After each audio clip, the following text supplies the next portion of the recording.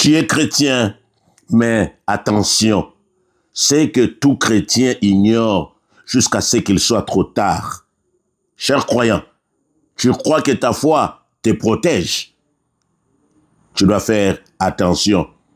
Beaucoup de chrétiens pensent que parce qu'ils ont Jésus, ils peuvent affronter tout, n'importe qui et n'importe quoi. Mais attention, avoir la foi, ce n'est pas de l'imprudence spirituelle, ce n'est pas de l'orgueil déguisé en zèle. Ils priaient jour et nuit, pourtant, le diable les a détruits. Chrétien, arrête si tu fais ça.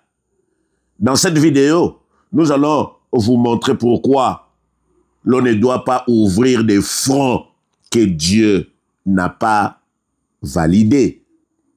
Dieu de grâce, créateur du ciel et de la terre, parle-nous par la puissance du Saint-Esprit, au nom de Jésus. Amen. Jésus n'est pas venu abolir la loi, mais l'accomplir. Ne croyez pas que je sois venu pour abolir la loi ou les prophètes. Je suis venu non pour abolir, mais pour accomplir. Matthieu 5, verset 17. Cela signifie que l'ordre spirituel, les principes de Dieu, les lois naturelles et surnaturelles restent valables. Même quand tu as le Saint-Esprit rempli d'onction, il y a des règles spirituelles à respecter, des saisons à discerner, des limites à connaître. Jean chapitre 2, verset 4, Jésus lui dit, « Femme, qu'y a-t-il entre moi et toi? Mon heure n'est pas encore arrivée. » Et Jean chapitre 7, verset 6, Jésus leur dit, « Mon temps n'est pas encore venu, mais votre temps est toujours prêt. » Donc Jésus connaissait les temps. Jésus connaissait les circonstances. Quand ce n'était pas les temps, Jésus s'est caché. Jésus pouvait agir, mais Jésus dit, mon temps. Alors, nous allons donner les témoignages. Quelques témoignages, 3 témoignages. Quand le zèle devient un piège. Le couple pasteur dans une parcelle de sorcellerie. Le premier témoignage. Dans la prétention, le couple est allé louer dans une parcelle réputée des sorciers, une parcelle sorcellérique. Il disait, nous n'avons rien à craindre. Jésus est avec nous. Rien ne peut nous arriver. Mais ils ont ignoré la réalité du terrain spirituel. Les résultats, au début, ils ont pris les dessus. Oubliant même qu'au sein de la famille, c'est-à-dire dans la famille du couple pasteur, il y avait des enfants qui ne craignaient pas Dieu, qui ouvraient des portes à l'ennemi. Quelque temps, dans cette maison, prier devenait pesant, un fardeau. Ils étaient tout le temps fatigués. Alors, c'est là où les principautés ont repris la situation en main. Qu'est-ce qui est arrivé? Conséquence, problème. Problème en chaîne. Ils ont été expulsés, humiliés. La leçon, la foi ne remplace pas la sagesse de Dieu. Tu peux avoir l'onction. Si c'est sans discernement, vous risquez d'échouer. Ils ont été chassés, leurs biens confisqués. Ils n'ont pas où poser la tête, sinon squatter seulement. C'est leur solution, c'est ce qui reste. C'est ça le piège dans lequel 90% des chrétiens tombent sans le savoir. Deuxième témoignage, le pasteur et sa voiture flambant neuve au village. Malgré les avertissements de sa sœur, le pasteur est parti. Il est parti plein de confiance charnelle, disant que Dieu, si Dieu est pour moi, qui sera contre moi? Résultat, à son retour, il va faire un grave accident. La voiture déclassée, il était obligé de vendre cette voiture. Faisons attention.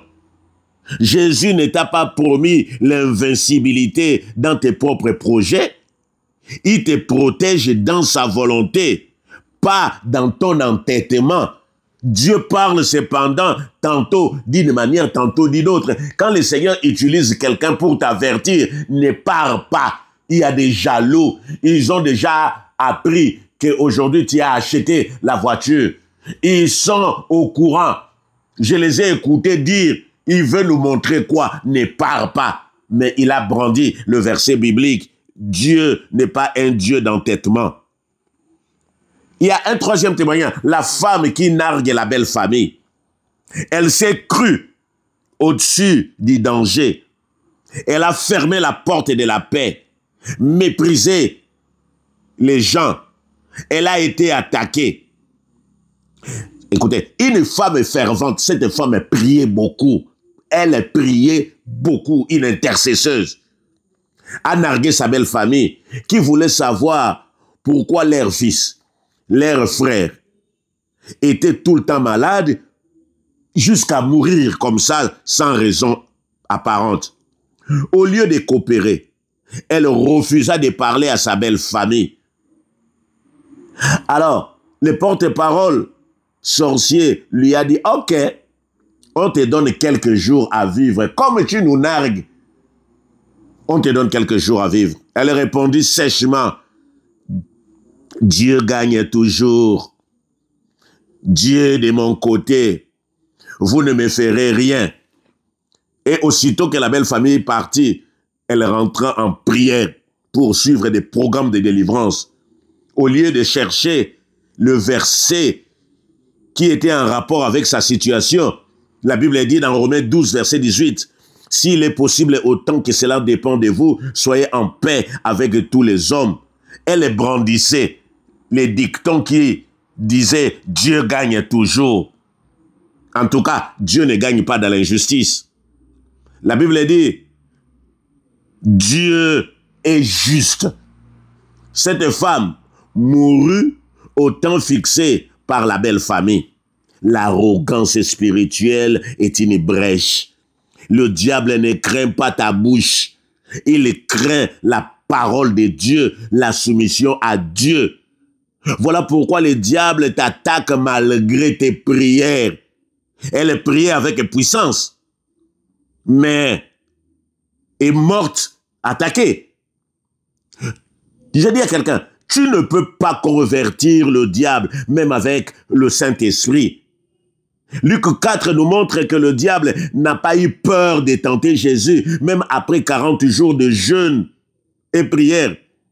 Alors, qui es-tu pour le narguer sans autorisation de Dieu, sans l'autorisation de Jésus-Christ? La Bible dit, dans Jacques chapitre 4, verset 7, « Soumettez-vous donc à Dieu, résistez au diable, et il fuira loin de vous. » Il faut lire, bien lire la parole. Il y a d'abord la soumission. Résister au diable, oui, mais seulement après s'être soumis à Dieu. Soumettez-vous à Dieu. Quand on se soumet à Dieu, quand on a la soumission à Dieu, on obéit à Dieu, on craint Dieu. C'est là où on peut résister. Être chrétien, être chrétienne ne suffit pas.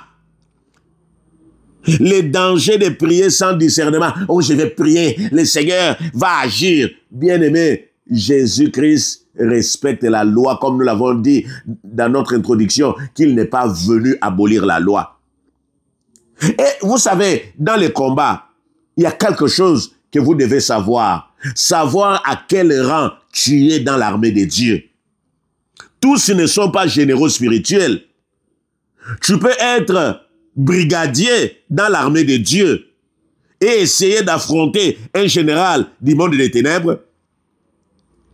Tu vas être une cible facile. 1 Corinthiens 10, verset 12. Ainsi donc, que celui qui croit être debout prenne garde de tomber. Ce n'est pas parce que tu pries beaucoup que tu es prêt pour tous les combats. Les combats spirituels et stratégiques, pas émotionnels. Les combats demandent des techniques, des tactiques. Les combats spirituels n'est pas émotionnel. Ne cherchez pas les combats que Dieu ne t'a pas donnés. Ne va pas évangéliser une zone de haute sorcellerie sans instruction précise de Jésus. Ne provoque pas des gens dans le monde physique qui sont connectés aux forces du mal, sauf si Dieu lui-même te dit, va, je serai avec toi, fais ça, je suis, mais que ton orgueil ne te pousse pas à commettre le péché. Ecclésiaste 3, verset 1 dit, il y a un temps pour tout, il y a un temps pour toutes choses sous les cieux, il y a un temps pour tout. En conclusion, nous disons ceci, cher frère, tu es chrétien, mais voici pourquoi tu échoues spirituellement. Frère, ta foi ne t'autorise pas à la folie. Ta prière ne remplace pas l'écoute de Dieu. Ton zèle ne remplace pas le discernement. Ne cherche pas la confrontation avec les ténèbres sans ordre de mission. Il faut que le Seigneur t'envoie. Dieu doit te donner l'ordre de mission. Sois obéissant, humble et stratégique. Que le Seigneur vous bénisse. Si tu n'as rien retenu, voici la clé. Être chrétien ne t'autorise pas à faire n'importe quoi. Ce n'est pas parce qu'on est chrétien qu'un matin on va se lever pour dire « je vais traverser le fleuve à pied ». Tu vas avoir des problèmes. Je suis chrétien, je vais traverser les yeux fermés la voie express. Tu vas avoir des problèmes. Je vais conduire ma voiture en fermant les yeux sur l'autoroute. Même avec ton onction, tu risques de ne pas sortir de là. Je vais sauter du 4e étage au nom de Jésus. Nous devons faire attention. Père, merci pour la parole. Père, merci pour ton amour. Père, merci, tu nous as fait grâce d'écouter ce message. Oh Dieu de grâce, pardonne-moi. La folie m'empêche, Dieu, de marcher dans la crainte et tremblement. Oh Dieu, Jésus, aujourd'hui je suis attaqué spirituellement à cause des erreurs. Je ne suis pas protégé. Je mène des guerres spirituelles sans discernement. Aujourd'hui je suis tombé dans le piège parce que je n'ai pas discerné. Aie pitié de moi, Dieu. Apprends-moi, Seigneur de gloire, à combattre dans le noble, pas dans l'aveuglement. Éternel, j'ai besoin de toi. Cher Saint-Esprit, manifeste-toi, conduis-moi. J'ai besoin de te connaître davantage. Merci pour ta bonté. Au nom de Jésus. Amen.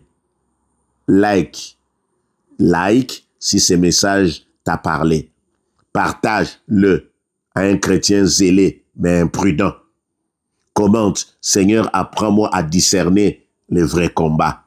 Abonne-toi pour ne pas rater la prochaine vidéo. Que le Seigneur vous bénisse abondamment. Amen.